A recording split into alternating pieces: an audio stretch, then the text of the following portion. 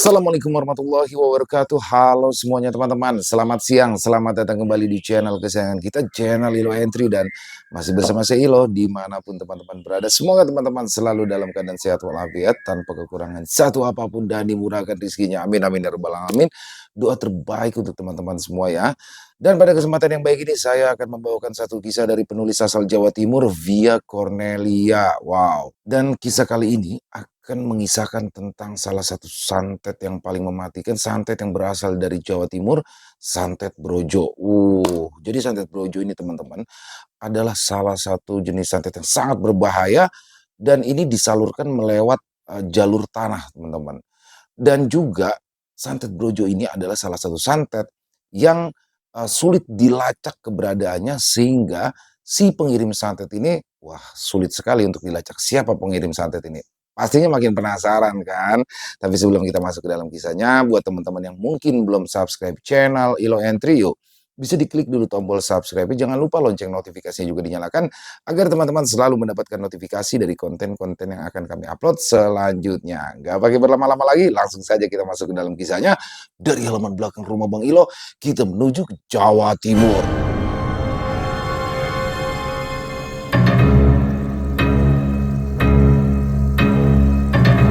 Santet brojo untuk pengantin baru.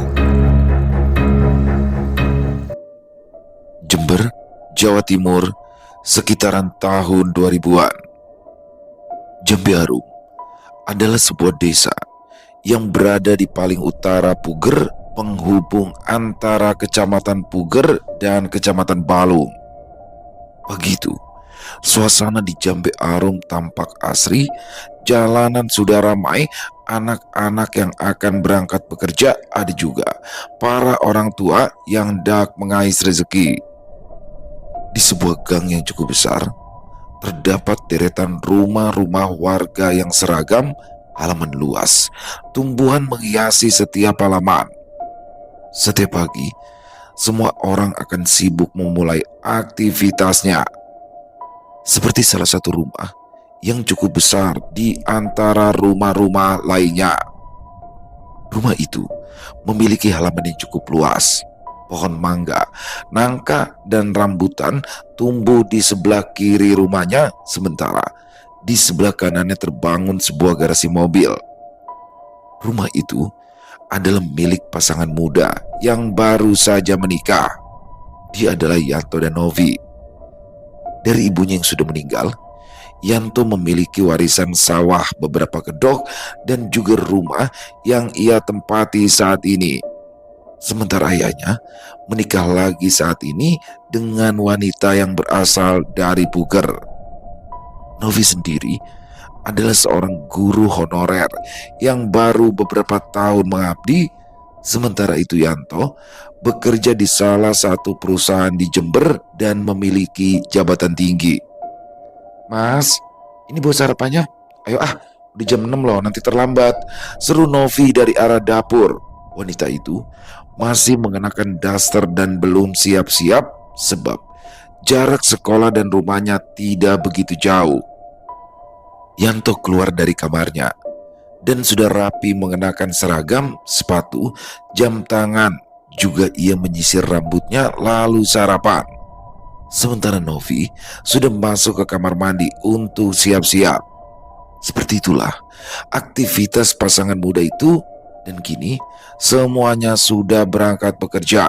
Rumah itu kosong, garasi juga sudah tak ada, mobil yang terparkir sudah dibawa oleh Yanto. Sementara Novi mengendarai sepeda motor. Di sore harinya, Novi sudah bersih-bersih, menyiapkan makan malam, dan juga sudah menunggu sang suami di ruang tamu sambil membaca buku.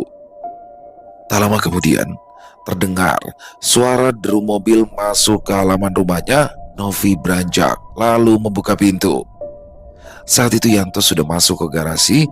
Tak lama kemudian Yanto sudah muncul sambil tersenyum. Novi menyambut dan mereka masuk ke dalam rumahnya. Akan tetapi wajah Yanto tiba-tiba saja berubah menjadi merah padam, bibirnya pucat. "Dek, kok ini panas banget ya? AC-nya mati ya? Tanya Yanto. Ia mengedarkan matanya ke arah dinding. Ya, meskipun mereka tinggal di desa, tapi Yanto bisa membeli AC jika agar ada tamu nanti tidak kepanasan. Novi mengerjitkan dahinya. Dia tidak mematikan AC dan udara di sana sama saja sejak tadi. Enggak ah, masih dingin kok. Masa yang gak kerasa sih mas? Tanya Novi heran. Yanto memilih duduk di sofa. Ia lalu meminta Novi agar merubah suhu AC lebih dingin lagi. Novi pun menurut. Dia berpikir mungkin tadi suaminya terkena macet di jalan, jadi ia merasa kepanasan. Mau minum kopi dulu mas? Atau mau mandi dulu? Tawar Novi sambil membawa tas kerja Yanto ke dalam kamar. Yanto tak menjawab.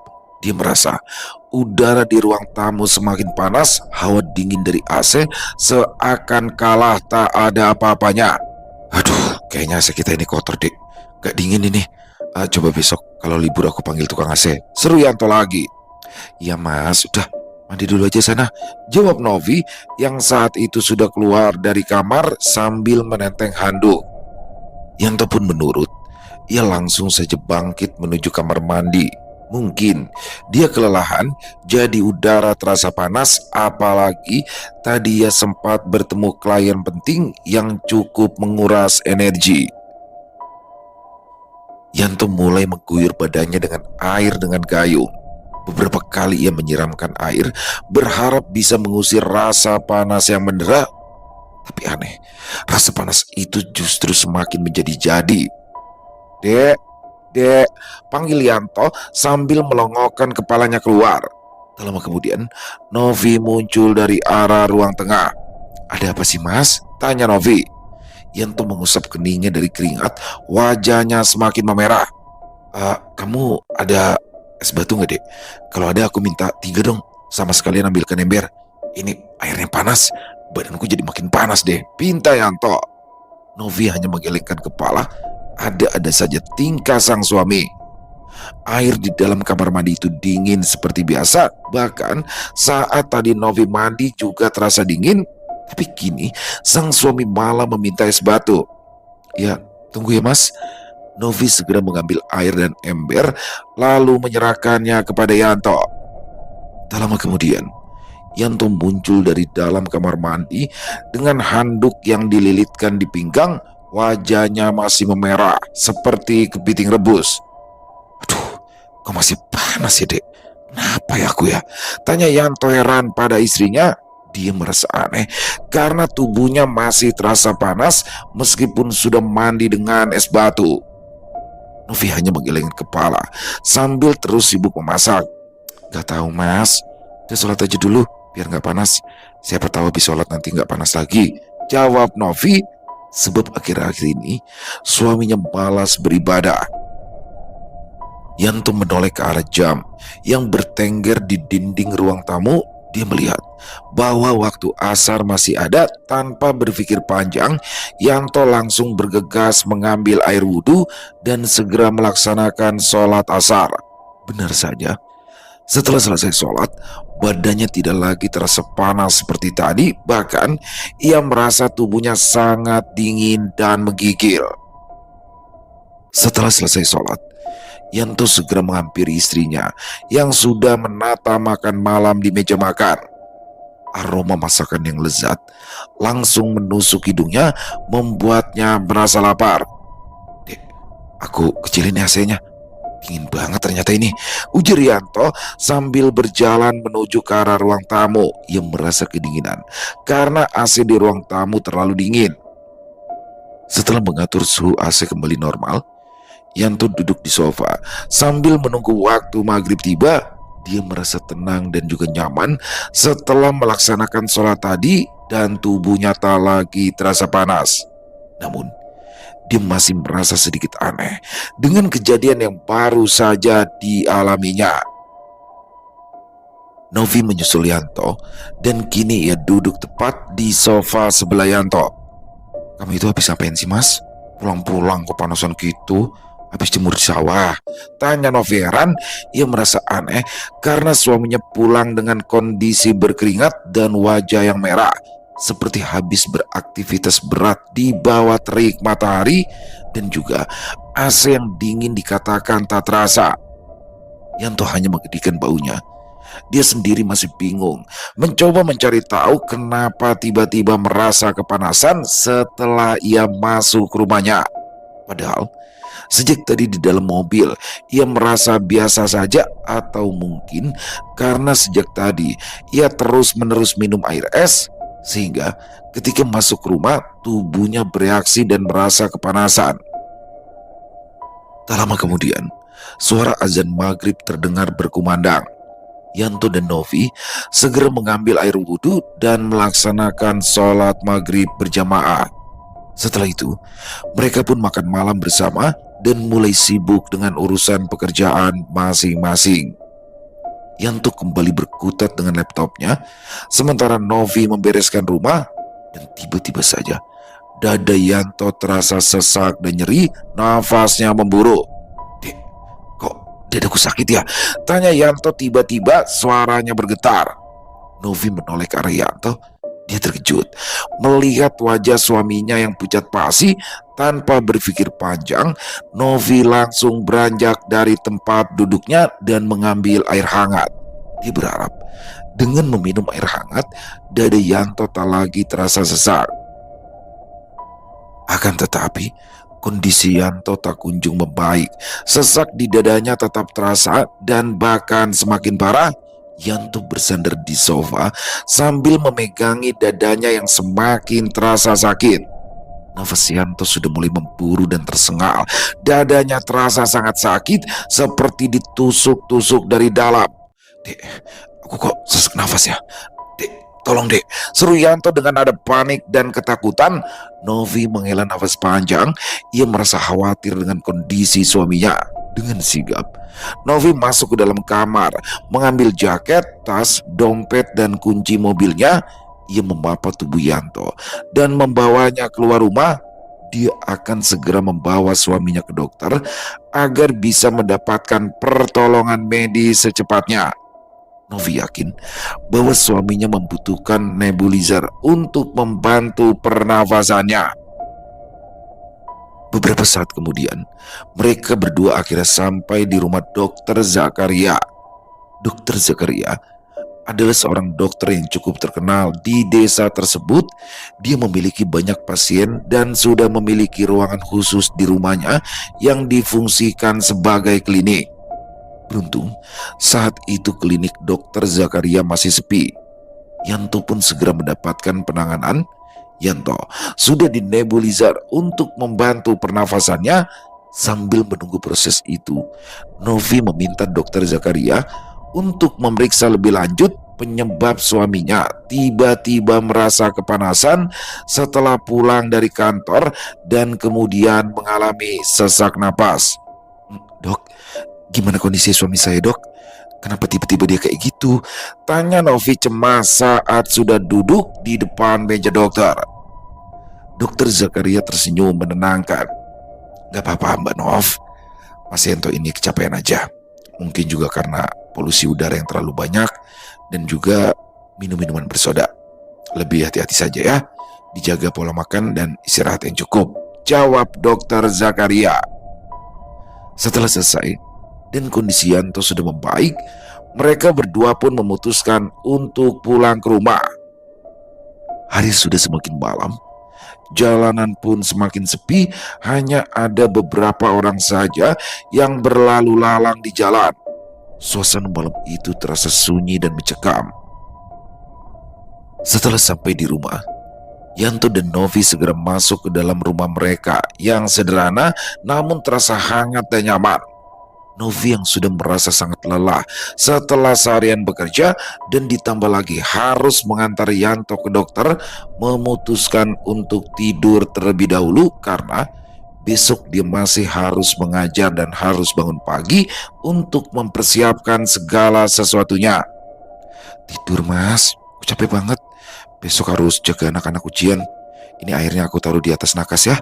Kalau kamu ngerasa sakit lagi bangunin aku aja," ujar Novi sambil meletakkan segelas air putih di atas nakas samping tempat tidur. Kemudian ia berbaring dan memejamkan matanya. Waktu berlalu dengan cepat. Yanto dan Novi sudah tertidur dengan nyenyak.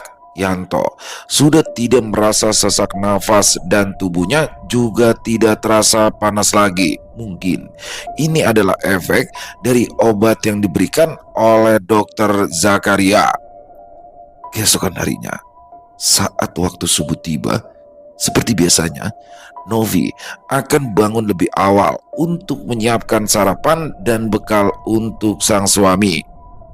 Ia selalu berusaha memberikan yang terbaik untuk suaminya. Mereka sudah menikah selama 1 tahun lebih, namun belum juga dikaruniai seorang anak. Novi masih belum siap untuk memiliki anak. Dia beralasan ia masih baru bekerja dan ingin mapan terlebih dahulu sebelum akhirnya akan mengambil cuti panjang ketika hamil dan melahirkan nanti. Saat sedang sibuk memasak di dapur, tiba-tiba saja Yanto bangun dan berjalan menuju kamar mandi. Novi yang tengah sibuk sekilas melirik ke arah sang suami. Akan tetapi, ada sesuatu yang aneh yang membuat Novi merasa tak nyaman. Ia menoleh kembali ke arah pintu kamar mandi. Namun, sang suami sudah tak ada di sana. Loh, Mas Yanto kan barusan lewat. Aku nggak salah lihat kan? Batin Novi pada dirinya sendiri. Seketika, bulu kuduknya meremang. Ia merasa ada sesuatu yang aneh, namun ia mencoba untuk menepis pikiran buruknya dan kembali fokus pada pekerjaannya di dapur. Beberapa menit kemudian, Yanto kembali melintas di depan Novi. Kali ini, Novi memastikan dengan benar bahwa itu memang suaminya. Dia menghela nafas lega sambil mengusap dadanya. Akan tetapi, tiba-tiba dia merasa ada sesuatu yang aneh dengan sang suami. Dia melihat bahwa suaminya hanya mengenakan handuk yang dililitkan di pinggangnya, namun ada yang ganjil dengan tubuh suaminya. Mas, tunggu mas, panggil Novi sambil menghampiri Yanto hingga membuat langkah kaki Yanto terhenti. Ada apa sih dek? Aku mau pakai baju dulu nih, jawab Yanto heran melihat gelagat aneh dari istrinya. Novi tidak menjawab pertanyaan Yanto. Tangannya justru terangkat perlahan dan menyentuh badan Yanto yang dipenuhi dengan benjolan-benjolan merah. Sentuhan lembut dari Novi membuat Yanto sedikit terkejut. Mas, ini badanmu kenapa kayak gini mas? Kamu alergi obat ya? Tanya Novi dengan nada khawatir. Matanya masih terus menyusuri setiap benjolan aneh yang memenuhi tubuh suaminya. Dia merasa ngeri melihat kondisi Yanto saat ini. Yanto menoleh ke arah Novi. Ia terkejut. Dia tidak percaya dengan apa yang dilihatnya. Yanto ingat dengan jelas bahwa barusan saat dia mandi, tubuhnya masih baik-baik saja. Tidak ada benjolan aneh seperti ini. Bahkan dia juga menggosok tubuhnya dengan sabun dan spons mandi. Lalu kenapa sekarang tiba-tiba jadi seperti ini? Kok aneh dek? Barusan aku mandi gak ada apa-apa loh. Apa spons mandinya yang bermasalah ya? Tanya Yanto dengan heran dan bingung. Dia juga tak tahu apa yang sebenarnya terjadi. Novi terdiam. Dia merasa ada sesuatu yang tidak beres. Kalaupun ini adalah reaksi alergi karena spons mandinya, rasanya tidak mungkin secepat ini muncul dan membesar hingga berisi air. Ini pasti ada hubungannya dengan kejadian aneh yang mereka alami semalam. Sebentar mas, aku lihat dulu deh. Kayaknya sih nggak mungkin deh mas. Itu kan berair gitu. Novi segera berlari ke arah kamar mandi dengan penasaran.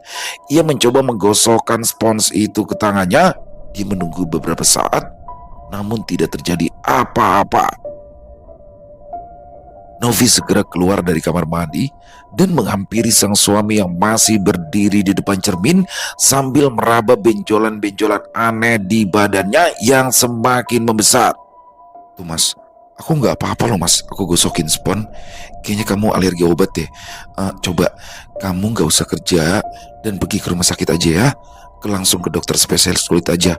Tapi aku gak bisa nganterin, soalnya hari ini ada jadwal jaga ujian, ujar Novi dengan nada khawatir. Yanto terdiam sejenak. Dia berpikir mungkin benar apa yang dikatakan Novi bahwa dia saat ini sedang terkena alergi obat. Ya, selama ini Yanto memang tidak pernah mengalami alergi apapun, namun bisa jadi kali ini ia terkena alergi terhadap salah satu kandungan dalam obat yang diberikan oleh dokter Zakaria.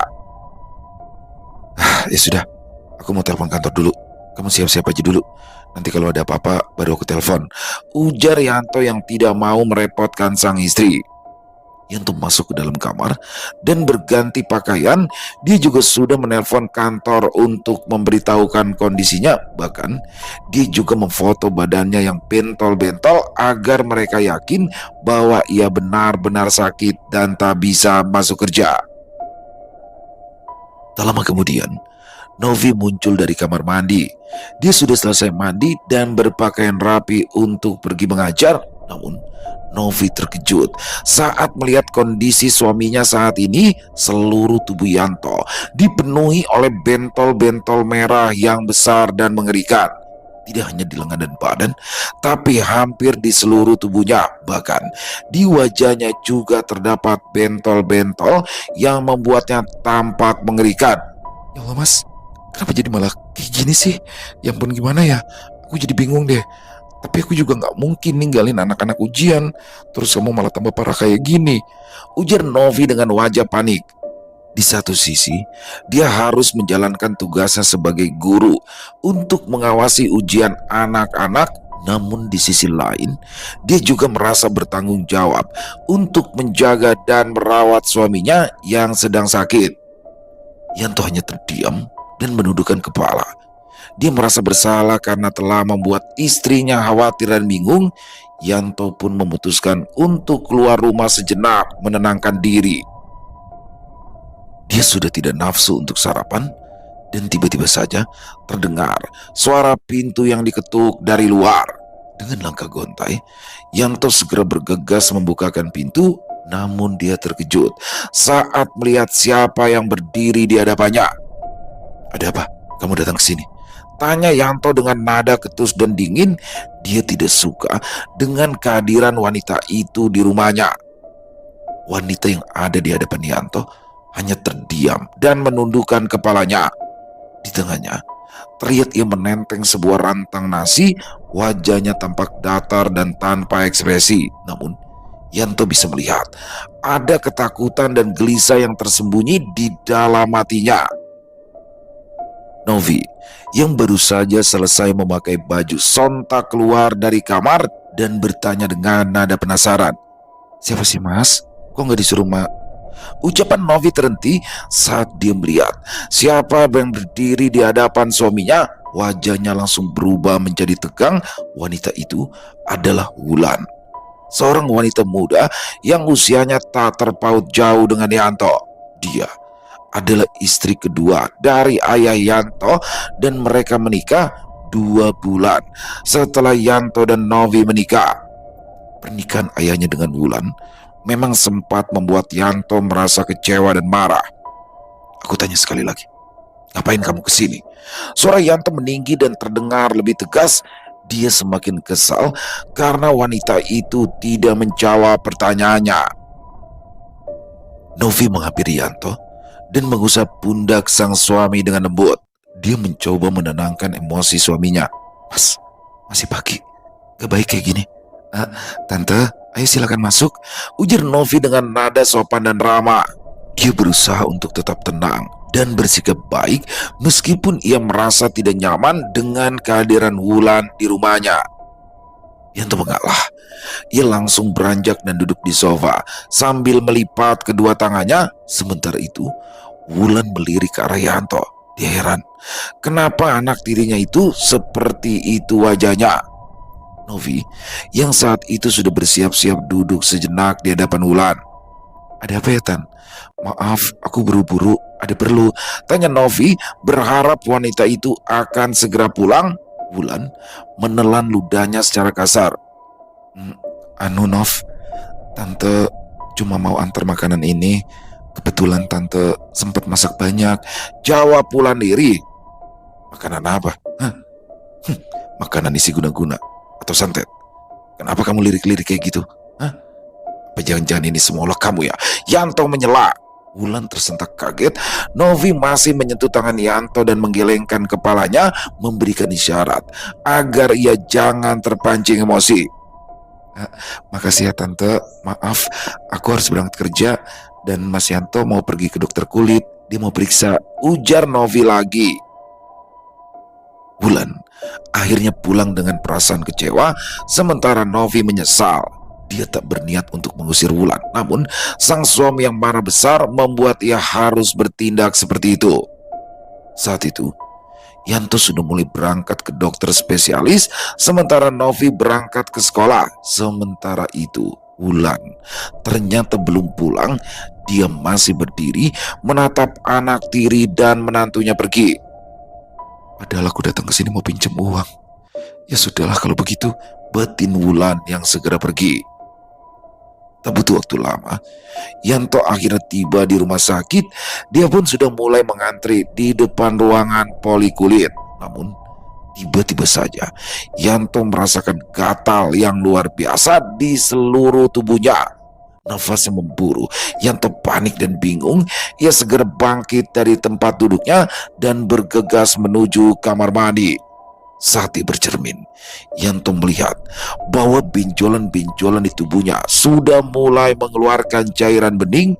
Cairan itu tidak berbau, namun justru semakin membuat Yanto merasa gatal dan tidak tahan untuk tidak menggaruknya. Kenapa gatal banget ya? Aku gak bisa telepon Novi lagi. Kasihan, dia pasti bingung dan khawatir, batin Yanto dengan perasaan frustasi. Yanto pun segera keluar dari kamar mandi. Dia berharap segera dipanggil oleh perawat. Benar saja, saat ia keluar, seorang perawat sudah menunggu di depan pintu dan memanggil namanya. Yanto masuk ke dalam ruang periksa dan segera diperiksa oleh dokter. Setelah memeriksa dengan seksama, dokter mengatakan bahwa Yanto hanya mengalami alergi biasa. Dokter memberikan resep obat antisitamin untuk mengurangi rasa gatal dan antibiotik untuk mencegah infeksi. Setelah selesai berkonsultasi, Yanto pun segera pulang. Di perjalanan pulang, Yanto sudah tak tahan lagi dengan rasa gatal yang menyiksa. Dia segera meminum obat yang diberikan oleh dokter. Beberapa menit kemudian, rasa gatal menyiksa itu mulai mereda. Namun, kini benjolan-benjolan di tubuhnya justru semakin parah. Semua benjolan itu mengeluarkan cairan bening yang membuat kulitnya terasa lengket dan tidak nyaman sama sekali. Sebenarnya aku ini kenapa ya? Kenapa tiba-tiba semua jadi kayak gini? Apa jangan-jangan ini semua ulah wanita sialan itu?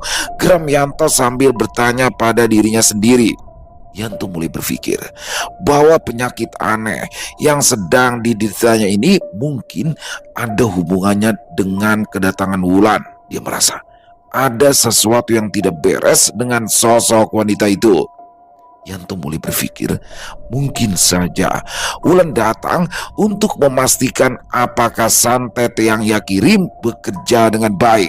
Sial, ini semua gara-gara ayah yang nikah sama dia, umpat Yanto. Beberapa hari sudah berlalu. Benjolan-benjolan yang tadinya hanya mengeluarkan air kini berubah menjadi luka-luka yang semakin membesar. Tubuh Yanto dipenuhi dengan luka-luka yang menjijikan.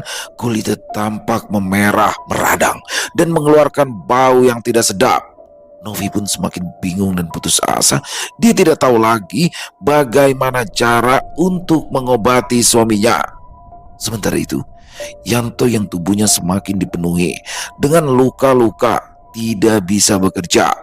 Hal ini membuat rekan-rekannya di kantor merasa kesal dan atasannya pun tidak mau membayarkan gaji orang yang tidak bekerja. Yanto sempat bertengkar hebat dengan atasannya karena ia belum bisa masuk kerja. Dia memohon kepada mereka untuk memahami keadaannya dan memberikan keringanan. Akan tetapi mereka semua seakan tak mau tahu dan tidak mau rugi membayar orang yang tidak bekerja.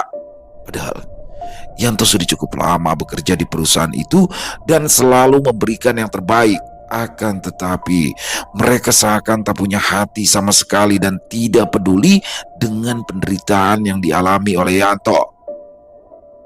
Di pagi harinya, seperti biasa, Novi sibuk menyiapkan sarapan dan makan siang untuk suaminya. Meskipun tubuhnya terasa lelah dan pikirannya penuh dengan masalah, dia tetap berusaha untuk semangat dan memberikan yang terbaik untuk suaminya. Mas, waktu kamu ke dokter, kata dokter gimana? Kok malah jadi kayak gini sih? Tanya Novi sedikit jijik. Sebenarnya, dia mulai merasa mual dan tidak tahan melihat tubuh Yanto yang penuh dengan luka-luka menjijikan. Tapi tidak mungkin Novi pergi meninggalkan suaminya dalam keadaan seperti ini. Yanto menggelengkan kepalanya dengan lesu. Dia juga tidak tahu kenapa tubuhnya bisa menjadi seperti ini. Yanto sudah berusaha untuk berobat ke dokter, namun penyakitnya justru semakin parah. Yanto juga tidak mau keadaannya seperti ini. Dia sudah tak lagi bekerja semenjak tubuhnya dipenuhi dengan luka-luka yang mengeluarkan cairan bening. Yanto merasa tak berguna dan menjadi beban bagi istrinya. Mas, aku kerja dulu ya. Itu sarapan sama makan siangnya udah aku siapin semua. Kalau mau makan tinggal diangetin aja. Pamit Novi sambil mengecup tangan suaminya. Novi pun berangkat bekerja. Sebenarnya, dia masih merasa tak tega meninggalkan sang suami sendirian di rumah. Akan tetapi, apa boleh buat, Novi harus bekerja untuk memenuhi kebutuhan. Yanto saat itu hanya duduk di beranda rumahnya sambil menatap kosong ke arah jalan. Ia merasa tak berdaya dan tak tahu harus berbuat apa. Yanto pun hanya bisa tersenyum miris menertawakan dirinya sendiri yang saat ini tak bisa berbuat apa-apa. Sementara itu, beberapa ibu-ibu kampung tengah berkumpul di depan rumah salah satu warga. Seperti biasa, jika tidak ada lagi pekerjaan yang harus dilakukan, ibu-ibu itu selalu berkumpul untuk ngerumpi, entah membahas apa saja. Itu si Yanto ya? Kasihan banget ya. Dulunya dia itu ganteng loh, putih, bersih. Kok sekarang malah jadi kayak gitu ya? Tahu nggak? Katanya dia itu sakit gara-gara habis ngusir ibu tirinya. Bisik seorang tetangga kepada ibu-ibu lainnya sambil melirik ke arah Yanto yang sedang duduk di beranda rumahnya. Iya, kasihan banget. Lagian ibu tirinya datang malah diusir. Mentang-mentang dia udah kaya raya. Bapaknya aja tahu nggak, katanya udah nggak pernah dikirimi uang loh. Sambung salah seorang ibu-ibu lainnya dengan nada yang sinis. Ya kalau aku sih mungkin akan bersikap sama kayak si Yanto. Masa iya bapaknya udah tua bangka kayak gitu, nikah sama wanita yang seumuran sama anaknya. Mana jaraknya cuma 2 bulan lagi sama nikahan si Yanto. Bela seorang ibu-ibu yang tampaknya bersimpati kepada Yanto. Iya juga sih, kasihan juga sebenarnya. Tapi aku yakin banget ya kalau dia itu kena santet. Soalnya penyakitnya itu aneh banget. Ya kayak gak wajar gitu, ujar salah seorang ibu-ibu. Percakapan itu pun terus berlanjut dengan berbagai macam spekulasi dan pendapat. Yanto yang tahu jika ibu-ibu itu sedang membicarakan dirinya dan menggunjing tentang penyakit aneh yang ia derita. Dengan perasaan hancur, Yanto memutuskan masuk ke dalam rumahnya. Dia mulai mencari tahu dari teman dan kenalan bagaimana cara mengobati luka-luka yang semakin hari semakin parah. Dia berharap ada cara alami atau obat tradisional yang bisa menyembuhkan penyakitnya. Tak hanya itu, kaki Yanto kini juga mulai membengkak. Bahkan di kedua kakinya terlihat gundukan-gundukan merah yang semakin membesar. Yanto hanya bisa menatap nanar ke arah jendela sambil meratapi nasibnya yang malang. Ibu, kenapa Yanto jadi begini sih, Bu? Bahkan bapak pun gak datang untuk menjenguk Yanto. Tahu aku sakit begini, dia lebih memilih wanita itu ketimbang aku, Bu. Lirih Yanto dengan suara bergetar. Tanpa terasa, air mata mulai mengalir. Meskipun dia adalah seorang laki-laki, tetap saja Yanto tak bisa menahan rasa sakit dan penderitaan atas apa yang saat ini ia alami.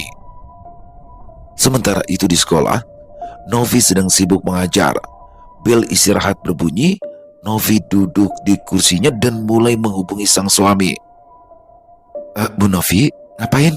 Ayo ke kantin yuk. Suara rekan kerjanya membuat Novi terkejut dan menyunggingkan senyum.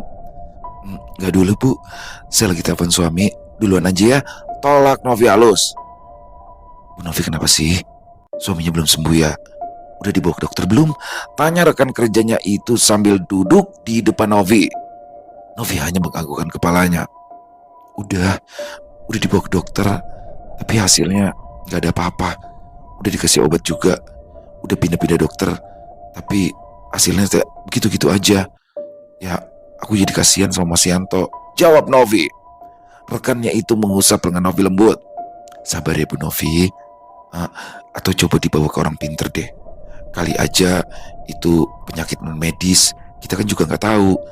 Apalagi kan denger-denger katanya mertua baru Bu Novi itu orang penitik ya. Kan ngeri juga Bu. Novi tersenyum getir dan menggelengkan kepalanya. Aku sih sebenarnya gak percaya. Ya kurang percaya mungkin ya sama hal yang kayak begituan Bu. Mungkin aja suamiku belum ketemu obat yang pas. Dan untuk masalah mertua, aku belum mau nuduh tanpa bukti. Nanti takutnya fitnah, jawab Novi. Wanita itu menganggukkan kepalanya. Ya hati-hati aja Bu Novi. Ya namanya orang kan kita nggak tahu. Wanita itu beranjak pergi meninggalkan Novi yang masih duduk di sana. Jam 1 lebih. Novi saat itu sedang berjalan pulang ke arah rumahnya. Akan tetapi dia justru berbalik arah menuju ke arah makam. Ya sudah lama Novi tak datang ke makam ibunya sejak Yanto sakit. Beberapa menit kemudian Novi pun sampai di makam ibunya. Dia membaca doa lalu tersenyum getir. Yanto sakit Bu. Panas semakin terik. Novi masih duduk di sana. Novi sangat merindukan sang ibu. Biasanya kalau ada apa-apa seperti ini, ibunya lah yang selalu menenangkan. Akan tetapi semua itu sirna atas apa yang menimpa ibunya beberapa tahun yang lalu saat Novi masih duduk di bangku SMA.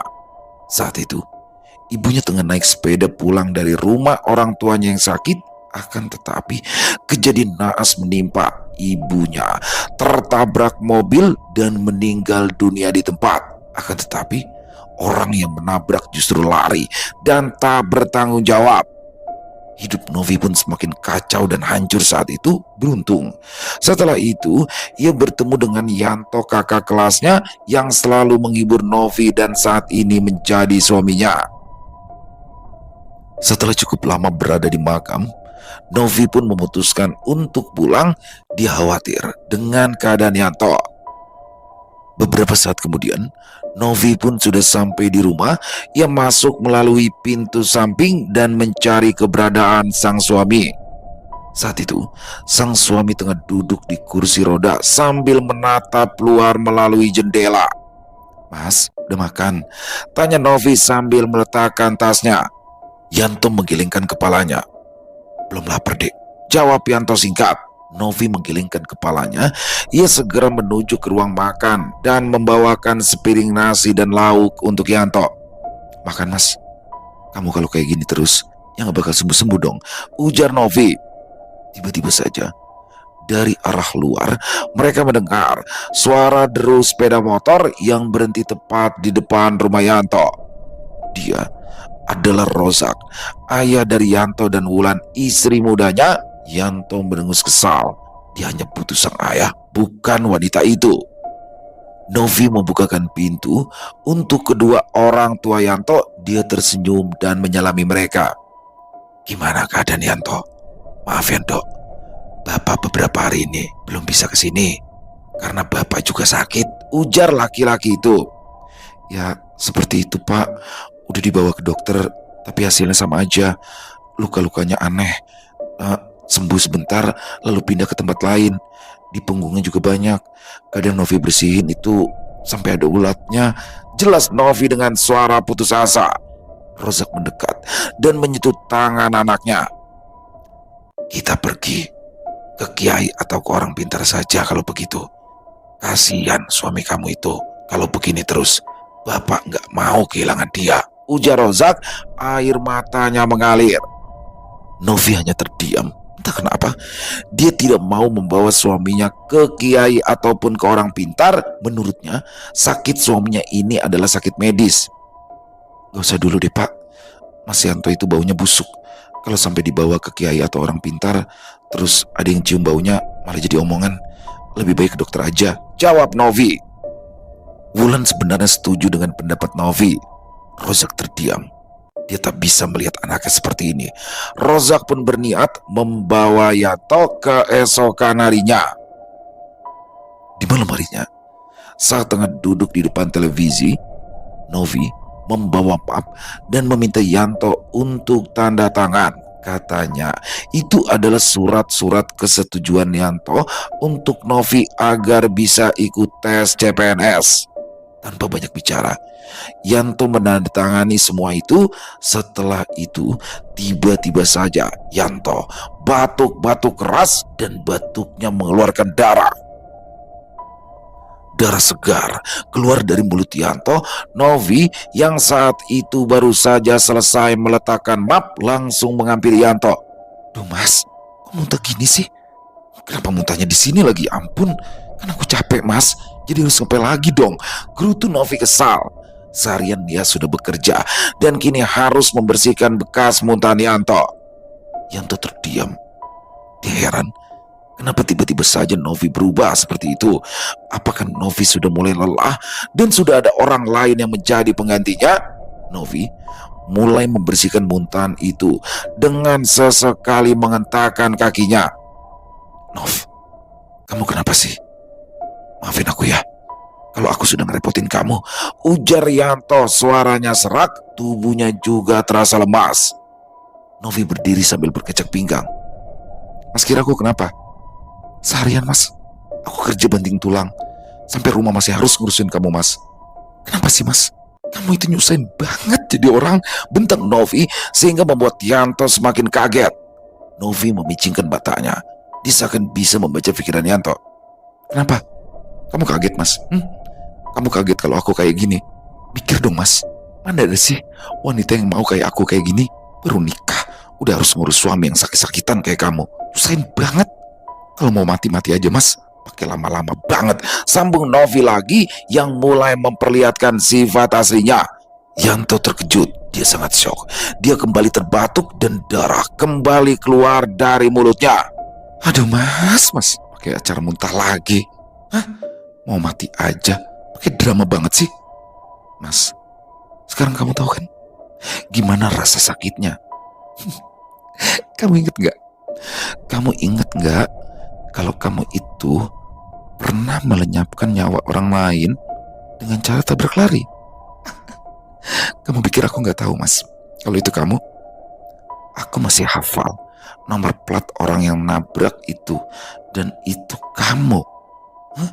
Asal kamu tahu mas, yang kamu tabrak itu adalah ibu aku. Asal kamu tahu, aku itu menikah sama kamu hanya ingin membalas dendam.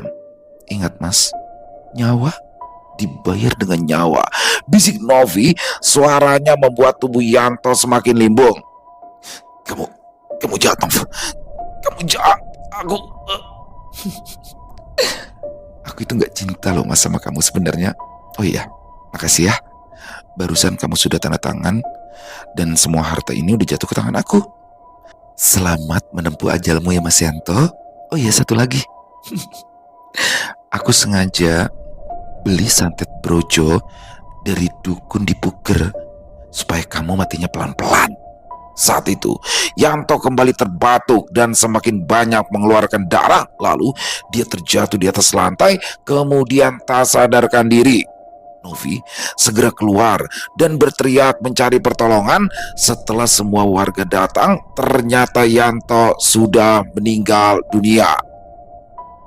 Melihat itu semua, Novi hanya bisa menyembunyikan senyuman sinisnya.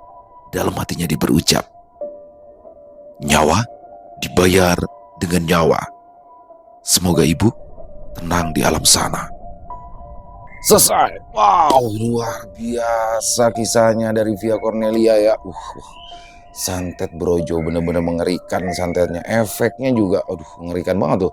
Bagaimana dia dalam waktu singkat ya, langsung tuh mengalami kepanasan badannya, dan ketika masuk ke dalam rumah langsung ngerasain kepanasan dan langsung muncul tuh luka-luka di tubuhnya, bentol-bentol mengerikan.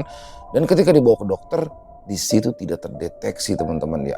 Waduh, di sini saya udah curiga deh, udah seujon nama Wulan ibu tirinya, ternyata pengirim santetnya adalah istrinya sendiri, Novi. Waduh, kok bisa? Kenapa begitu? Kenapa Novi tega ngirimin santet sama suaminya? Jadi ternyata teman-teman, Novi itu menikahi Yanto itu bukan karena dasar cinta, tapi karena Novi sudah tahu bahwasanya Yanto lah orang yang sudah menabrak lari ibunya. Wah, parah, pakai banget nih. Jadi di sini dia memang menikahi Yanto untuk memudahkan dia untuk membalas dendam, karena memang untuk mengirimkan santet itu teman-teman ya harus bisa paling enggak rambutnya ataupun apa yang ada di dalam tubuhnya, dan ketika dia sudah menjadi istrinya berarti kan dia dengan mudah bisa mendapatkan itu semua. Pantesan di sini Novi belum mau punya anak, berdalih alasannya karena ingin fokus di karir dulu, tapi ternyata ada modus lain teman-teman, dan bahkan di endingnya dia suruh nanda tanganin berdalih bahwa ini adalah untuk kepentingan tes CPNS, padahal yang ditandatanganin itu adalah surat-surat pengalihan hak, karena pada saat itu ya si Yantonya dalam kondisi tidak sehat dan sudah diambang kematian ya teman-teman. Wow, bingung juga ya, seorang Novi pasti akan merasakan dendam yang luar biasa karena kehilangan ibunya oleh orang yang tidak bertanggung jawab, yaitu Yanto. Dia kabur begitu aja, tapi tetap tidak diperbolehkan teman-teman ya dengan cara seperti ini. Bagaimanapun tetap salah karena sudah bersekutu, itu benar bersekutu dengan setan untuk mengirimkan santet Brojo itu, dan Yanto akhirnya mengembuskan nafas terakhirnya dan Novi bisa hidup tenang tanpa dendam. Luar biasa kisahnya. Banyak sekali hikmah yang baik yang bisa kita ambil dalam kisah barusan, dan kita buang yang buruk-buruknya. Buat Via Cornelia, terima kasih atas kisah yang luar biasa. Ditunggu lagi untuk kisah-kisah selanjutnya, dan semoga kisah barusan bisa menghibur teman-teman semua ya, para pecinta penikmat horor misteri, lebih khususnya lagi kepada para subscriber dari channel Ilo Entry. Buat yang suka dengan videonya bisa diklik tombol like atau tombol jempol, boleh juga dibantu di share ya link videonya ke teman-teman yang lain agar juga ikut merasa terhibur. Buat yang punya komentar, punya pendapat lain, bisa menuliskan di dalam kolom komentar ataupun hanya sekedar saling menyapa. Insya Allah kami akan membalasnya satu persatu.